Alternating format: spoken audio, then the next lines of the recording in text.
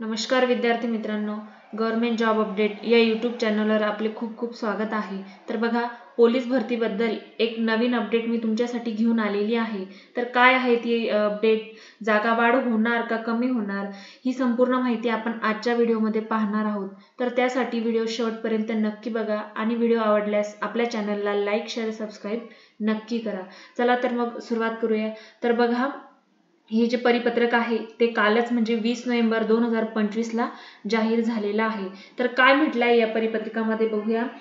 राज्य राखीव पोलीस बलातील अंमलदारांची अंतर्गत बदली 2025 चे जे आदेश दिनांक 19/9/2025 अन्वये निर्गमित करण्यात आलेले आहेत।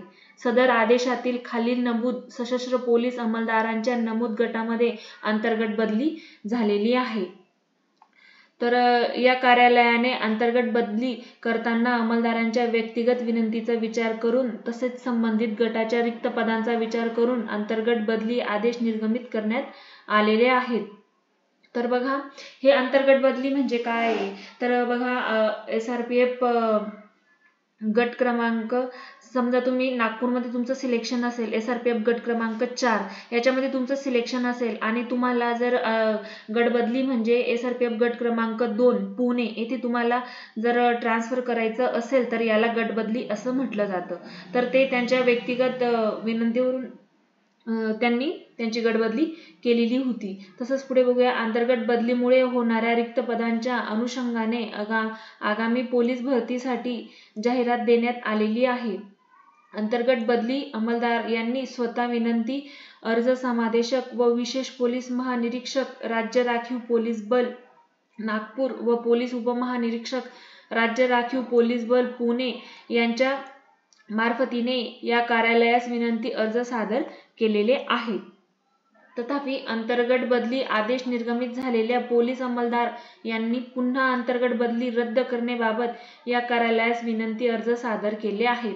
तर बघा, आता जे काही गटबदली केलेली होती तर त्यांनी आता परत गटबदलीचा विनंती अर्ज हा रद्द करायचा त्यांनी अर्ज केलेला आहे। तर मग जेव्हा त्यांनी गटबदली केलेली होती त्याच्यामध्ये जे त्या गटामध्ये जे जागा त्यांच्या रिक्त झालेल्या होत्या त्यानुसार आता ही जी भरती पडलेली आहे तिथे त्यांनी तशी भरती त्या रिक्त जागांवर काढलेली आहे। पण त्यांचा आता नवीन परत विनंती अर्ज आलेला आहे की आम्हाला गटबदली हे करणं रद्द करायचं आहे।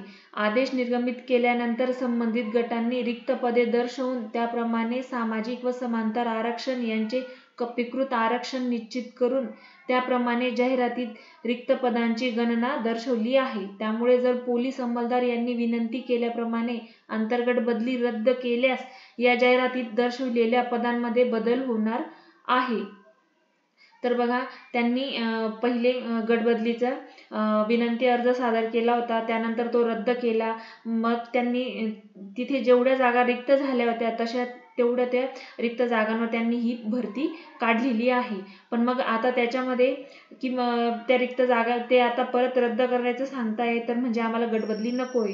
तर परत त्या रिक्त जागा म्हणजे जसं की तिथे 100 रिक्त जागा आहेत, जर 2 गटबदली नाही झाले तर तिथे 98 जागा उरणार, म्हणजे आताच्या भरतीमध्ये 2 जागांचं नुकसान होणार असं उदाहरणार्थ तुम्ही धरून चाला।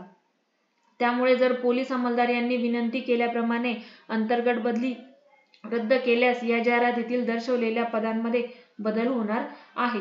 त्यामुळे मोठ्या प्रमाणात न्यायालयीन प्रकरणे उद्भवण्याची दाट शक्यता आहे। त्यामुळे मोठ्या प्रमाणात प्रशासकीय गैरसोय निर्माण होणार आहे। करण्यात आलेली बदली ही त्यांच्या विनंतीप्रमाणेच करण्यात आल्याने आता त्यामध्ये बदल करणे संयुक्तिक होणार नाही, म्हणून सर्व अंमलदारांची विनंती अमान्य करण्याचा निर्णय पोलीस आस्थापना मंडळाने घेतला आहे। तर बघा, उपरोक्त नमूद संदर्भाधीन आदेशातील पोलीस अंमलदार यांना अंतर्गत बदलीच्या ठिकाणी अद्याप कार्यमुक्त केले नसल्यास समादेशक यांनी मुक्त अंतर्गत बदलीच्या ठिकाणी त्वरित कार्यमुक्त करावे व त्याबाबतचा अनुपालन अहवाल या कार्यालयास सादर करावा। तर बघा, येथे जर गटबदली त्यांनी त्यांनी मान्य केलं असतं तर मग आताच्या भरतीमध्ये जी रिक्त जागा आहेत त्यांच्यावर परिणाम झाला असता आणि मग काही न्यायालयीन प्रकरणे उद्भवण्याची दाट शक्यता झाली असती, कारण आताच्या भरतीमध्ये मग ते रिक्त जागा ह्या कमी झाल्या असतात त्या गटातील. त्यामुळे त्यांनी त्यांच्या सगळी विनंती अमान्य करून असं त्या पोलीस आस्थापनेने निर्णय घेतलेला आहे. तर मग आता काही मुलांना वाटत असेल की जागा कमी होणार या भरतीमध्ये, तर तसं नाही. तर आता ते विनंती त्यांची अमान्य केलेली आहे. त्यामुळे आता या जागेत या पोलीस भरतीत जागेमध्ये वाढ होऊ शकते पण कमी नाही होऊ शकत. तर अशाच नवनवीन अपडेटसाठी आपल्या चॅनलला लाईक, शेअर, सबस्क्राईब नक्की करा.